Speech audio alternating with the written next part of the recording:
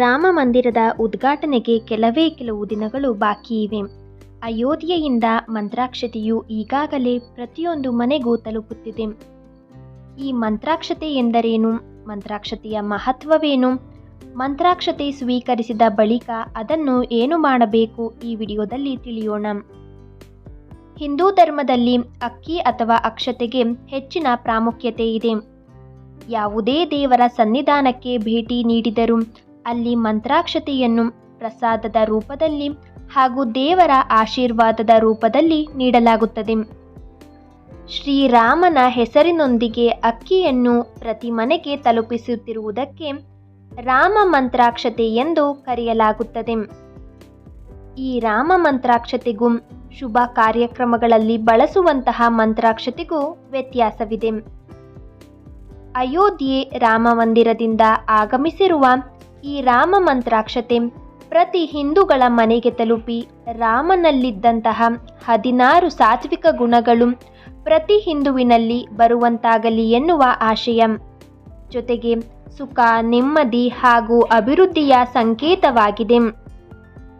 ಇದೇ ಜನವರಿ 22 ಸೋಮವಾರ ಮಧ್ಯಾಹ್ನ 12:29 ಮೇಷ ಲಗ್ನದಲ್ಲಿ ಅಯೋಧ್ಯೆಯ ರಾಮ ಮಂದಿರದಲ್ಲಿ ನಮ್ಮೆಲ್ಲರ ಆರಾಧ್ಯ ಮೂರ್ತಿ ಶ್ರೀರಾಮಚಂದ್ರನ ಭವ್ಯ ಮೂರ್ತಿಯ ಪ್ರಾಣ ಪ್ರತಿಷ್ಠೆ ನಡೆಯುತ್ತದೆ. ಆ ಬಳಿಕ ಮಂತ್ರಾಕ್ಷತೆಗೆ ದಿವ್ಯ ಶಕ್ತಿ ಪ್ರಾಪ್ತವಾಗುತ್ತದೆ. ಮಂತ್ರಾಕ್ಷತೆ ಸಿಕ್ಕಿದ ಕೂಡಲೇ ಈಗಲೇ ಅದನ್ನು ಉಪಯೋಗಿಸುವಂತಿಲ್ಲ. ಜನವರಿ 22ರವರೆಗೂ ಮಂತ್ರಾಕ್ಷತೆಯನ್ನು ದೇವರ ಕೋಣೆಯಲ್ಲಿ ಇಡಬೇಕು. ಪ್ರತಿದಿನ ದೇವರಿಗೆ ಪೂಜೆ ಮಾಡುವಾಗ ಆ ರಾಮ ಮಂತ್ರಾಕ್ಷತೆಗೆ ಪೂಜೆ ಸಲ್ಲಿಸಬೇಕು. ಅಯೋಧ್ಯೆಯಲ್ಲಿ ಜನವರಿ 22ರಂದು ರಾಮನ ಪ್ರಾಣ ಪ್ರತಿಷ್ಠಾಪನೆಯ ಬಳಿಕ ಮಂತ್ರಾಕ್ಷತೆಗೆ ದಿವ್ಯ ಶಕ್ತಿ ಪ್ರಾಪ್ತವಾಗುತ್ತದೆ. ಆನಂತರ ಮಂತ್ರಾಕ್ಷತೆಯನ್ನು ಬಳಸಬೇಕು. ಮಂತ್ರಾಕ್ಷತೆಯನ್ನು ಸ್ವೀಕರಿಸುವಾಗ ಮನೆಯವರೆಲ್ಲರೂ ಕೂಡ ಸ್ನಾನ ಮಾಡಿ ಶುಭ್ರವಾದ ಬಟ್ಟೆ ಧರಿಸಿ ಭಕ್ತಿಯಿಂದ ತೆಗೆದುಕೊಳ್ಳಬೇಕು. ಮಂತ್ರಾಕ್ಷತೆ ವಿತರಿಸುವವರನ್ನು ಮನೆಯ ಒಳಗೆ ಕರೆದು ಸ್ವೀಕರಿಸಬೇಕು. ಯಾವುದೇ ಕಾರಣಕ್ಕೂ ಮನೆಯ ಹೊರಭಾಗದಲ್ಲಿ ನಿಂತು ಮಂತ್ರಾಕ್ಷತೆಯನ್ನು ಸ್ವೀಕರಿಸಬಾರದು. ಮಂತ್ರಾಕ್ಷತೆ ವಿತರಣೆ ಸಂದರ್ಭದಲ್ಲಿ ಯಾರೂ ಕೂಡ ಅದಕ್ಕೆ ಹಣವನ್ನು ನೀಡುವಂತಿಲ್ಲ. ಜನವರಿ 22ರಂದು ಆ ಮಂತ್ರಾಕ್ಷತೆಯನ್ನು ತೆಗೆದು ಬೇಯುತ್ತಿರುವ ಅಕ್ಕಿಯೊಡನೆ ಅಥವಾ ಊಟದ ಅಕ್ಕಿಯೊಡನೆ ಸೇರಿಸಿ ಅದನ್ನು ಅನ್ನವಾಗಿ ಪರಿವರ್ತಿಸಿ ಸೇವಿಸಬಹುದು. ಮಂತ್ರಾಕ್ಷತೆಯನ್ನು ಸೇರಿಸಿ ಮನೆಯಲ್ಲಿ ಪಾಯಸ ಮಾಡಿ ಎಲ್ಲರೂ ಸೇವಿಸಬಹುದು. ಮಂತ್ರಾಕ್ಷತೆಯನ್ನು ಮನೆಯಲ್ಲಿರುವ ಎಲ್ಲರೂ ಶ್ರದ್ಧೆಯಿಂದ 1-2 ಕಾಳು ತಲೆಗೆ ಹಾಕಿಕೊಳ್ಳಬಹುದು. ಮಂತ್ರಾಕ್ಷತೆಯನ್ನು ಒಂದು ಬಿಳಿ ಬಟ್ಟೆಯಲ್ಲಿ ಕಟ್ಟಿ ನಿಮ್ಮ ಹಣ, ಚಿನ್ನ ಇಡುವ ಡ್ರಾಯರ್ನಲ್ಲಿ ಅಥವಾ ಕಪಾಟಿನಲ್ಲಿ ಭದ್ರವಾಗಿ ಇಟ್ಟುಕೊಳ್ಳಬಹುದು.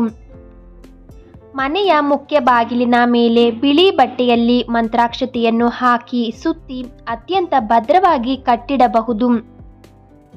ದೇವರ ಕೋಣೆಯಲ್ಲೂ ಕೂಡ ಭದ್ರವಾಗಿ ಶ್ರದ್ಧೆಯಿಂದ ಇಟ್ಟುಕೊಳ್ಳಬಹುದು. ಮಂತ್ರಾಕ್ಷತೆಯ ಜೊತೆಗೆ ರಾಮ ಮಂದಿರದ ಒಂದು ಫೋಟೋ ಹಾಗೂ ಅದರ ಹಿನ್ನೆಲೆ ಇರುವ ಕರಪತ್ರವೊಂದು ಸಿಗುತ್ತದೆ. ಇದನ್ನು ಕೂಡ ಶ್ರದ್ಧೆಯಿಂದ ಇಟ್ಟುಕೊಳ್ಳಬೇಕು. ಆ ದಿನ ಸಂಜೆ ಕನಿಷ್ಠ 5 ದೀಪಗಳನ್ನು ಹಚ್ಚಬೇಕು. ಕುಟುಂಬದ ಸದಸ್ಯರೆಲ್ಲರೂ ಒಟ್ಟಾಗಿ ಉತ್ತರ ದಿಕ್ಕಿನ ಕಡೆ ಮುಖ ಮಾಡಿ ಆರತಿ ಮಾಡಬೇಕು. ಜನವರಿ 22ರಂದು ಮನೆಯ ಬಾಗಿಲಿಗೆ ಮಾವಿನ ಎಲೆಯ ತೋರಣವನ್ನು ಕಟ್ಟಿ ರಂಗೋಲಿ ಹಾಕಿ ದೀಪಗಳಿಂದ ಅಲಂಕರಿಸಿ.